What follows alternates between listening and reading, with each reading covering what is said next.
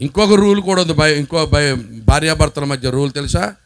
భర్తలట ఎప్పుడు భార్యలతో మాట్లాడేటప్పుడు నీకు అది కొంటాను, ఇది కొంటాను, నీకు అక్కడ తీసుకెళ్తాను, ఇక్కడ తీసుకెళ్తాను, నాకు సరిగ్గా డబ్బులు రాక కానీ ఎప్పుడొకప్పుడు చేతిలోకి డబ్బులు వస్తాయి, అప్పుడు నేను ఎలా సుఖపెడతానో చూడు, అసలు కాలు కింద ఎట్టనిస్తాను అనుకుంటున్నావా, పైనుంచి కిందాక దిగదూరిపే, ఏదో చెయ్యి ఆడక నీ చేత ఏదో కష్టపడిస్తున్నాను కానీ దేవుడు ఎప్పుడొకప్పుడు సాయం చేస్తాడు, అప్పుడు నిన్ను ఎంత సుఖపెడతానో చూడు అని అంటూ ఉండాలంటే భర్త అస్తమానం.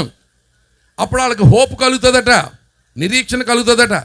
ఏదో చేతిలో డబ్బులు లేక ఏదోలా బాధలు పెడుతున్నాను కానీ నాకే గనక క్యాష్ వస్తుంది, ఎప్పుడొకప్పుడు నిన్ను ఎలా చూస్తానో చూడు అనాలట.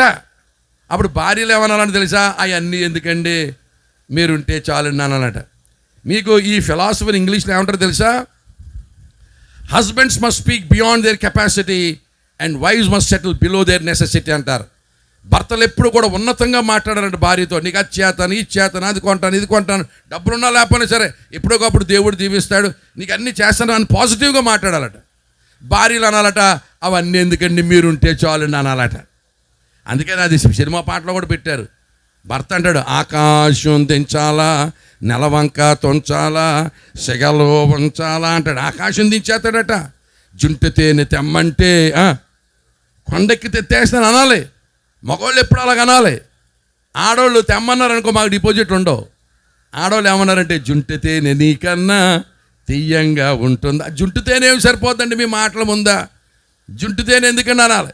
నువ్వేమో తెస్తాననాలి, ఆవిడేమో చెప్పట్లేదు వద్దనాలి. హల్లెలూయా.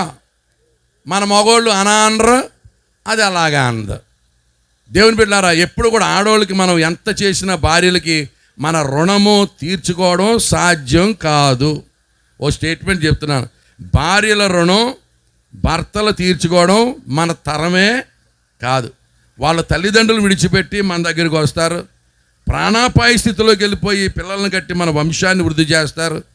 ఏమండి, పిల్లల్ని పెంచి పెద్ద చేసి పోషించి వృద్ధిలోకి తీసుకొస్తారు. ఇక భర్తకైతే అన్నీ చేసి పెడతారు. ఏమండి, ఆ భార్య కనుక లేకపోతే మా బతుకు మున్సిపాలిటీ ట్యాంక్ ఉంటుంది చూసారా, మున్సిపాలిటీ చెత్తకుండి. ఏమండి, నాకైతే ఇప్పటికీ మా ఆవిడ కనపడకపోతే ఇంట్లోకి వెళ్ళబుద్ధి అయ్యేది, లోపలికి వెళ్ళబుద్ధి అయ్యేది. నాకు ఎల్లగానే ఆవిడ కనపడాలి. దేవునికి స్తోత్రం కనుగొనగా. భార్య లేని ఇల్లు ఇల్లు కాదు, దాన్ని మిల్లు అంటారు. ఏమంటారండి? మిల్లు. మిల్లు వేరు, చెప్పట్లేదండి, ఇల్లు వేరు.